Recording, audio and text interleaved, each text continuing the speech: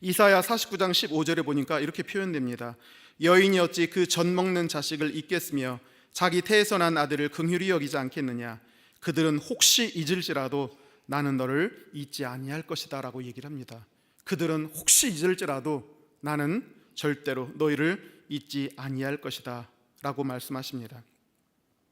새들 중에서 모성애가 가장 강한 짐승이 바로 펠리컨이라고 합니다. 펠리컨은 먹이가 없으면 자기의 가슴살을 뜯어서 새끼에게 먹인다고 얘기를 합니다. 새끼가 혹시 병에 걸린다면 자신의 혈관을 핏줄을 터뜨려서 그 피를 자기 새끼의 입에 집어 넣어준다고 합니다. 이와 같이 어미 펠리컨은 새끼를 위해서 기꺼이 목숨을 바칩니다. 그래서 서양인들은 이 펠리컨을 사랑과 희생의 상징으로 여기고 있습니다. 펠리컨의 사랑, 이것은 곧 부모님의 사랑을 상징하는 것이고 이것은 바로 우리 하나님의 사랑을 의미하는 것이 아니겠습니까? 성경을 조망해 보면 참 어버이로서의 하나님의 사랑이 무척 많이 발견됩니다. 처음부터 끝까지 이분이야말로 참된 어버이시구나라는 사실을 깨닫게 해주는 것입니다. 인간이 타락하기 전에도 타락한 후에도 하나님은 우리를 향해서 변함없는 사랑을 보이시는 우리의 참 어버이가 되십니다. 하나님은 인류를 만문의 영장으로 만드시고 또한 하나님의 형상으로 창조해 주셨습니다.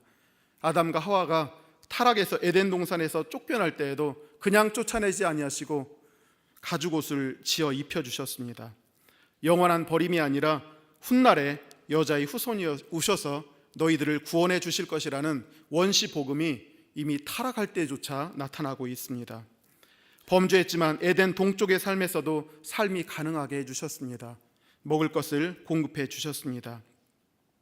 의인과 죄인에게 태양빛을 비추시고 선인과 악인에게 또한 비를 골고루 주셨습니다. 우리의 연약한 체질, 유혹받기 쉬운 체질을 아시고 우리의 죄값대로 처치하지 않으셨습니다. 인류 역사가 살육과 광기와 전쟁의 그런 역사이지만 그 안에는 생명과 구원의 그 붉은 줄을 가느다랗지만 또한 끊임없이 늘어놓으셨습니다. 때가 참에 예수님을 주시고 십자가로 완성해 주셨습니다.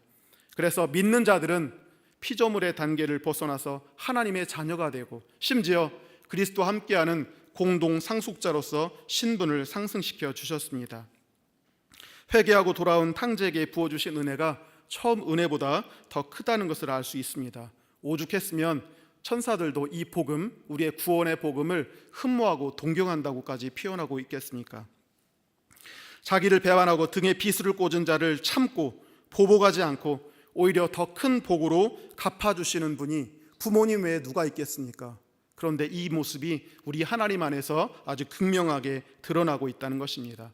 피조물의 창조자일 뿐만 아니라 피조물의 아버지, 인류의 아버지 하나님이 아니시라면 이런 인내와 구원을 베풀 수 있는 그런 존재가 없습니다.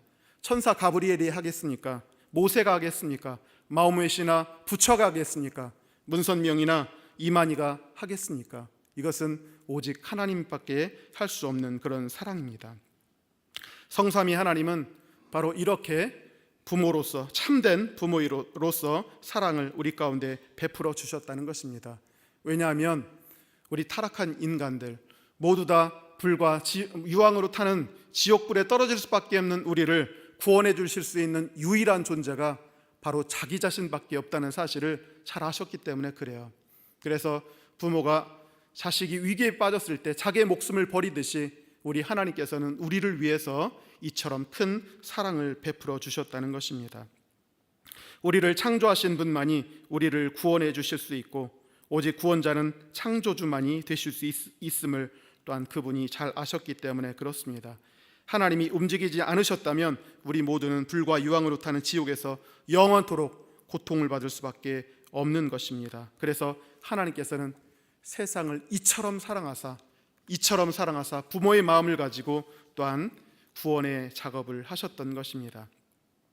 이사야 45장 21절에 이 일을 옛부터 듣게 한 자가 누구냐? 이전부터 그것을 알게 한 자가 누구냐? 나 여호와가 아니냐? 나 외에 다른 신이 없나니 나는 공의를 행하며 구원을 베푸는 하나님이라 나 외에 다른 이가 없느니라고 말씀하여 주셨습니다. 그래서 우리 하나님께서는 결국은 가장 큰 희생을 치르면서 자신의 독생자를 보내셨고, 이것이 바로 우리의 어버이가 되신다는, 참 어버이가 되신다는, 참 아버지가 되신다는 그런 표징을 보여주신 것입니다.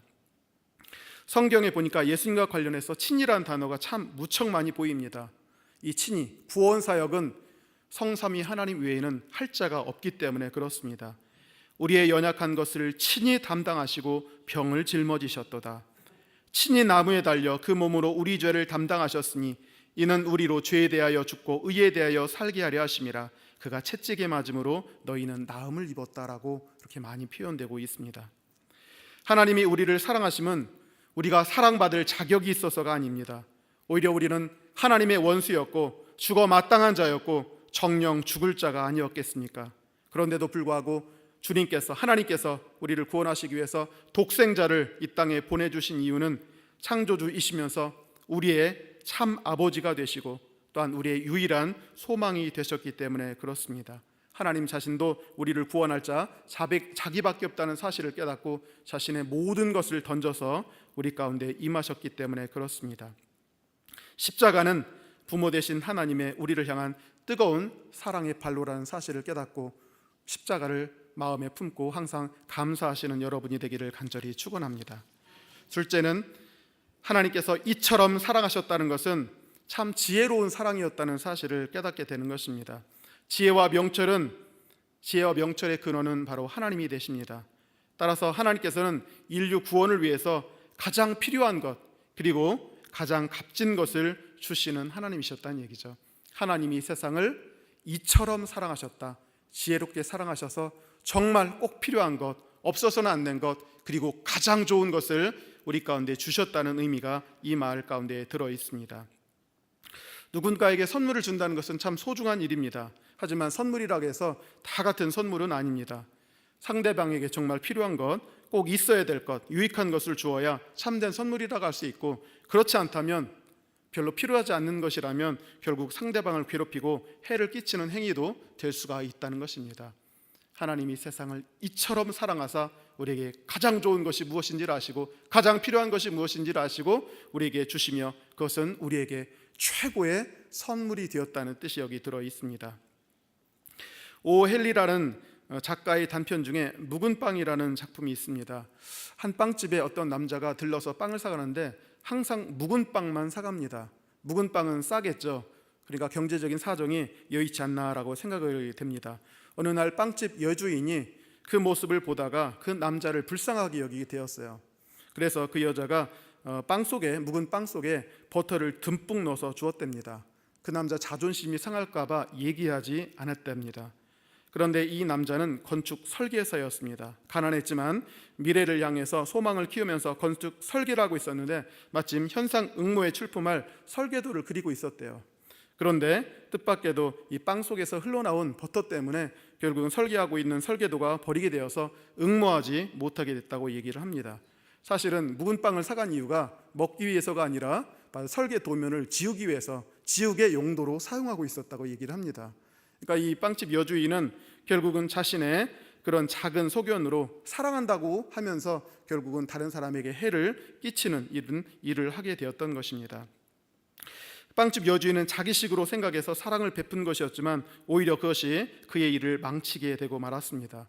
물론 안 하는 것보단 낫겠지만 사람들은 자기 중심적이고 얄팍한 사랑을 할 때가 참 많이 있습니다. 그러나 하나님은 이런 얄팍한 사랑의 소유자가 아닙니다. 하나님은 철저하게 인간 편에 서서 인간을 위해서 인간에게 꼭 필요한 것이 무엇인지를 아시고 바로 그것을 공급해 주시는 하나님이십니다. 하나님은 지혜와 명철의 근원이시기 때문에 그렇다는 얘기죠. 그래서 하나님이 주신 것은 최고의 것입니다. 설사 여러분에게 지금 당장에 고난을 주신다 할지라도 지혜와 명철의 근원이신 하나님이 주신 것이기에 그것이 현재로서는 최고일 수가 있습니다. 무엇보다도 십자가에 달린 예수 그리스도는 정말로 우리 인생 전체를 통틀어서 가장 필요하고 가장 소중한 그런 선물인 줄 믿으시기 바랍니다. 인간에게 제일 필요한 것이 무엇이었을까? 물론 여러분 각자는 필요한 것이 다 있을 겁니다. 때로는 재물이, 권력, 지식, 능력, 건강, 미모, 인기 이런 것들이 필요할 수가 있을 것입니다. 하지만 인간에게 제일 필요한 것이 생명이 아니겠습니까?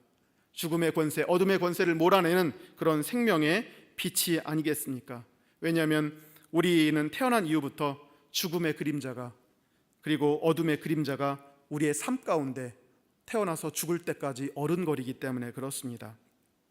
왜 사람들이 질병을 무서워하겠습니까? 왜 암병을 무서워합니까? 이 병 때문에 죽지 않을까 하는 생각 때문에 그렇습니다. 왜 사람들이 가난을 두려워합니까? 굶어 죽지 않을까 생각하기 때문에 그렇습니다. 인간이 전쟁을 두려워하고 지진을 두려워하고 사고를 두려워하는 이유도 역시 죽음에 대한 두려움 때문입니다. 우리 자녀들이 공부를 못하고 능력이 없다. 왜 두려워합니까? 빵을 벌지 못해서 죽지 아니라 할까, 이런 걱정 때문에 그렇게 하는 것입니다. 철학자 키에르 케고르는 인생이란 사형 언도를 받은 죄수들이 감방에 갇혀 있다가 한 사람씩 한 사람씩 사형장으로 끌려가는 모습을 바라보면서 자신의 순본을 기다리는 것과 같다고 얘기를 하고 있습니다. 우리 인생의 삶은 날마다 사망의 위협을 받고 있고 사망의 슬픈 곡성이 들리지 않는 날이 하루도 없습니다. 사실 인간이 가진 모든 불안의 뿌리는 바로 이 죽음의 문제 때문에 그렇다는 것입니다. 죽음은 죄에서 옵니다. 죄의 삭은 사망이라고 되어 있습니다. 그렇다면 주님이, 지혜로우신 하나님께서 우리 인생 가운데 주실 최고의 선물이 무엇이겠습니까? 바로 죄와 사망 권세를 몰아내고 우리 가운데 생명을 주시는 선물이 가장 중요한 선물이 되지 않겠습니까? 오늘 읽었던 표현 3장 16절, 하나님이 세상을 이처럼 사랑하사 독생자를 주셨으니 이는 그를 믿는 자마다 멸망하지 않고 영생을 얻게 하려 하심이라고 되어 있습니다. 멸망하지 않고 영생을 얻게 한다. 멸망이라고 하는 표현은 원어상으로 아폴레이아라고 합니다. 무엇이 완전히 박살나는 것을 멸망이라고 얘기를 합니다. 우리 컴퓨터 메모리에 파일을 저장했다가 지우시는 분들이 요즘 많은 것 같아요. 그런데 잘 지워지지 않습니다. 지웠다 할지라도 디지털 포렌식에 가면 대부분 다 살려낼 수 있다고 합니다. 완전히 제거할 수 있는 방법은 그 메모리를 용광로에 던져버리거나 망치로 깨뜨리는 방법밖에 없다고 얘기를 합니다. 존재 자체를 완전히 없애야 된다는 얘기죠. 아폴레이아, 멸망, 이것은 존재를 완전히 파괴한다는 뜻이에요.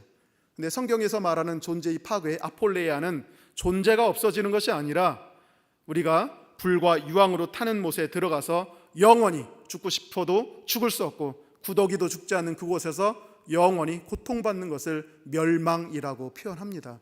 차라리 존재가 없어지면 좋을 텐데 그럴 수가 없는 것입니다. 우리 하나님께서는 예수님을 보내심으로 독생자를 십자가에 달려셔서 그 믿는 자들에게 이러한 불지옥을 면하게 할 뿐만 아니라 오히려 천국과 영생, 그 생명을 선물로 받게 해 주시는 것입니다.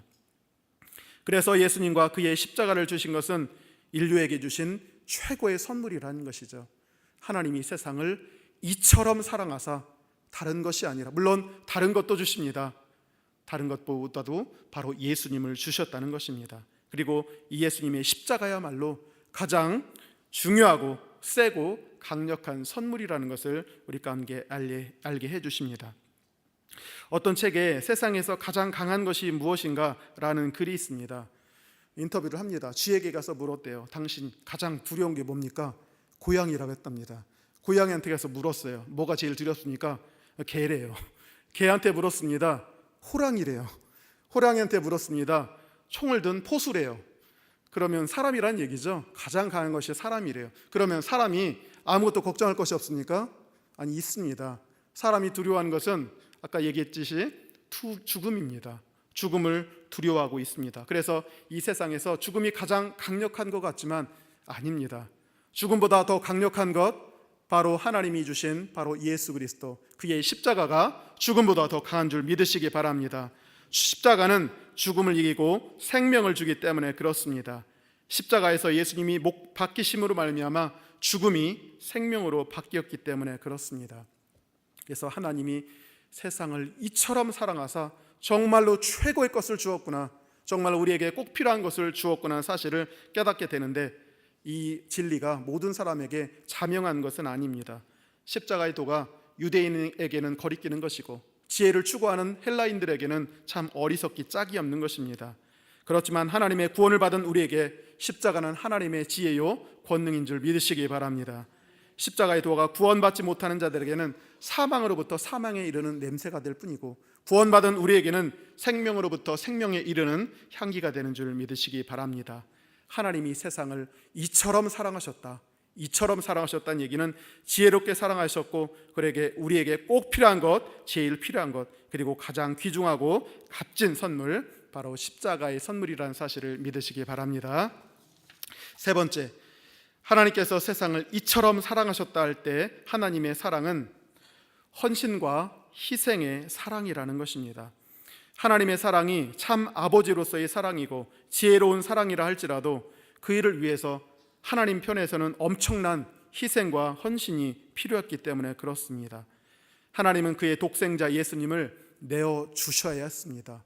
죽음에 내어주셔야 됐습니다. 그리고 그 죽음도 십자가라는 처참한 죽음에 내어놓으셔야 했기 때문에 그렇습니다. 이처럼 사랑하셨다.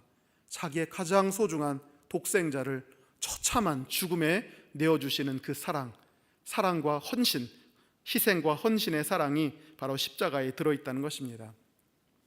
독생자, 독자란 말은 쉬운 말로 외아들이라고 얘기를 합니다. 그래서 이 자리에 참석한 어린 친구들 중에는 하나님께서 아들을 하나만 낳으셨나 이렇게 생각을 하실 수도 있어요. 또 그리스 신화에 보면 제우스가 있고 또 그 부인 헤라가 있어서 많은 신들을 낳았다, 자식 신들을 낳았다는 얘기를 합니다. 그러나 우리 하나님에 대해서는 그렇게 가정적인 분위기를 연상하면 안 되는 것입니다. 독생자란 성자 예수님께서 성부 하나님과 갖고 있는 그 관계의 긴밀성과 유일무이성을 얘기하는 것입니다. 성부와 성자 사이에는 정말로 뗄 수 없는, 둘도 없는 관계성이 있다는 것을 표현하기 위해서 독생자, 독자, 외아들이라고 하는 표현을 사용한 것뿐입니다. 물론 믿는 우리들도 하나님의 아들과 딸이 됩니다. 그러나 성부와 성자가 누리는 그 관계의 친밀성으로까지는 가지를 못하는 것입니다.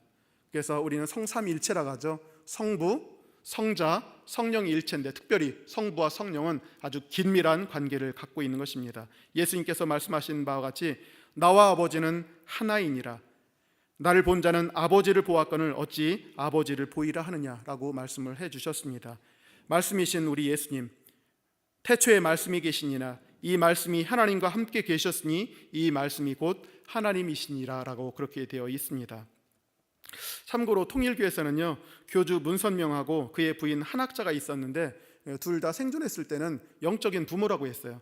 참 아버지, 참 어머니라고 이렇게 부르다가 그 교주 문선명이 죽은 뒤에는 이제 한학자 혼자 남았으니까 뭐라고 부르나 봤더니 독생녀라고 부르더라고요. 근데 독생녀라는 개념은 없습니다. 독생자 예수, 하나님과 정말로 밀접한 관계를 갖고 있는 그런 분이라는 얘기예요. 나 자신입니다. 아버지 입장에서 정말로 내 생명과 같은 것이 독생자 예수라는 것입니다. 그런데 하나님이 세상을 이처럼 사랑하사 그 독생자를 내어 놓으셨다는 것입니다. 우리는 예수님을 주신 하나님의 크신 사랑을, 그 크기를 너무 쉽게 생각할 때가 있습니다. 하나님에게도 큰 아픔이 있을 수 있다는 것을 전혀 고려하지 않는 듯합니다. 전능하신 하나님이시니까, 못할 것이 없는 하나님이시니까 그게 뭐가 어렵겠는가, 그게 뭐가 아프시겠는가 라고 그렇게 생각할 때가 있습니다. 그러나 하나님은 그의 아들을 보내주실 때 엄청난 대가를 치르셨습니다. 하나님을 향해 반역한 인생, 하나님과 원수된 우리를 구원하시고자 아들을 희생시키신 것입니다. 그분이 겟세마네에서, 예수님이 겟세마네에서 땀방울이 핏방울처럼 되도록 고통 가운데 기도하실 때도 외면하셨습니다. 억울한 누명을 쓰고 재판받으실 때도 지켜만 보셨습니다. 예수님께서 온갖 모욕과 욕설과 침뱉음과 조롱을 당할 때에도 방관하셨습니다. 예수님께서 채찍질을 당하여 살점이 떨어져 나갈 때 십자가에 그 굵은 대못이 두 팔과 두 손과 두 발에 박힐 때조차도 하나님은 외면하실 수밖에 없었습니다. 목이 말라서 혀가 입천장에 붙을 때에도 엘리 엘리 라마 사박다니, 나의 하나님 나의 하나님 어찌하여 나를 버리셨습니까? 영적인 고뇌와 슬픔과 괴로움 가운데 있을 때도 주님은 외면하셨습니다. 하나님은, 성부 하나님은 그 모습을 참아 보지 못하여 먹구름으로 태양을 가릴 정도라고 하지 않았겠습니까? 예수님의 무죄한 죽음, 속죄의 죽음을 위해서 예수님의 그 정당한 요구를 주님은 외면하셔야 되었습니다. 주님은 이처럼 우리를 사랑하셨습니다. 우리를 사랑하시기 위해서 그 아들의 호소와 울부짖음을 외면하셨던 것입니다. 전쟁을 겪고 있던 나라가 하나가 있었다고 합니다. 그 나라는 아들이 전쟁에 나가면 그 대문에다가 별을 하나씩 붙여놓았다고 합니다. 아마도 사선에 있을 그 자식을 생각하는 부모의 애끓는 마음이 표현된 것이 아닌가 생각이 됩니다. 어느 날인가 7살 된 아들과 아버지가 밤중에 길을 걷고 있었습니다. 깜깜한 밤이었는데 불이 켜진 집을 보게 되었어요. 그 벽에 대문에 별이 하나 있었답니다. 그래서 아들이 물었어요. 아빠, 왜 저 집은 별을 저기다 붙여놨나요? 그러니까 아버지가 그런 얘기를 합니다. 저 집 아들이 전쟁터에 나가서 아버지가, 그 부모가 애끓는 마음을 가져서 무사하기를 바라면서 붙여놓은 것이란다라고 얘기를 합니다. 그래서 아들은 그 별을 보면서 곰곰이 생각에 잠겼답니다. 조금 지나다 보니까 어떤 집에서는요 별이 2개가 있었대요. 그러자 아이가 얘기를 합니다. 아빠, 그러면 저 집은 아들이 2이 전쟁터에 나갔겠네요. 그러니까 그렇다고 얘기를 합니다. 아들이 잠잠히 그것을 마음에 생각하면서 갑자기 잠잠해졌어요. 그러더니 하늘을 바라보면서 눈물을 떨어뜨리기 시작합니다. 그러면서 말하기를, 아빠, 하나님은 지금 사랑하는 아들을 저렇게도 많이 전쟁터에 보내셨나 봐요. 얼마나 마음이 아프실까요? 라고 얘기를 했답니다. 그 밤에는 하늘의 별이 총총 떠 있었습니다. 물론 하나님께서는 아들만 보내셨죠. 독생자만 보내셨습니다. 그러나 우리는 이 이야기를 통해서 하나님이 우리를 구원하시기 위해서 독생자를 보내신 그 마음, 그 애끓는 마음을 읽을 수가 있는 것입니다. 하나님이 우리를 이처럼 사랑하신 것입니다. 우리를 위해서 독생자 예수님을 주신 것이 2000년 전의 일이라고만 생각하지 마십시오. 세월이 약이라고 하죠. 우리도 아무리 큰 고통 가운데 빠져 있다 할지라도 시간이 흐르면 무뎌진다고 합니다. 그러나 때때로 잊지 못할 고통도 있는 법입니다. 특별히 자녀를 잃은 슬픔은 자녀를 마음속에 묻는다고 하는데 지워지질 않는 것입니다. 하나님께서 예수님을 십자가에 달리셨는데 그것은 먼 과거의 일이 아니라 하나님께는 영원한 현재일 수도 있는 것입니다. 별을 하나를 건 것이 아니라 하늘에 총총히 박혀있는 그 무수한 별들처럼 하나님의 마음에서는 우리를 구원하시기 위해서, 우리 죄인들을 구원하시기 위해서 그 엄청난 고통과 희생을 치르면서 베푸신 사랑이 바로 십자가 사랑이라는 것입니다. 오늘 말씀을 요약하겠습니다. 하나님이 독생자 예수님을 우리에게 주신 것을 요한은 하나님이 이처럼 사랑하셨다고 강조해서 얘기를 하십니다. 하나님은 범죄한 인류에게 참된 부모로서 우리를 사랑해 주신 것입니다. 또한 하나님은 지혜롭게도 우리가 꼭 필요한 최고의 선물을 주시는 사랑이셨습니다. 이보다 더 좋은 선물은 있을 수가 없는 것입니다. 하나님은 이 선물을 주시기 위해서 엄청난 아픔과 헌신을 하셨고 이 고통은 하나님에게 영원한 현재일 수도 있습니다. 그래서 예수님과 그의 십자가는 하나님의 지극한 사랑의 표현입니다. 십자가 덕분에 우리는 죄와 사망 권세에서 해방될 수 있었습니다. 우리를 얽매고 있던 모든 고통과 저주를 벗어버릴 수가 있게 되었습니다. 그래서 병든 자는 낫게 되었고 가난한 자 부유하게 되며 무능한 자 유능하게 되고 슬픈 자들은 위로받고 절망에 빠진 자가 산 소망을 받게 된 것입니다. 예수님의 십자가는 우리 인생의 모든 문제를 해결하는 하나의 열쇠가 된 것입니다. 로마서 8장 32절에 자기 아들을 아끼지 아니하시고 우리 모든 사람을 위하여 내주시니가 어찌 그 아들과 함께 모든 것을 우리에게 주시지 않겠느냐라고 얘기를 하셨습니다. 이처럼 큰 사랑을 주신 하나님, 우리에게 필요한 모든 것들을 주시는 하나님이십니다. 무엇보다도 한 뼘 길이의 인생, 아침 안개 같은 우리 인생 끝에 천국과 영생을 예배해 주셨다는 것입니다. 이 얼마나 귀중한 일입니까? 우리 영혼이 어둠에 휩싸이지 않고 맑고 밝은 천국에 들어갈 권세를 허락해 주셨습니다.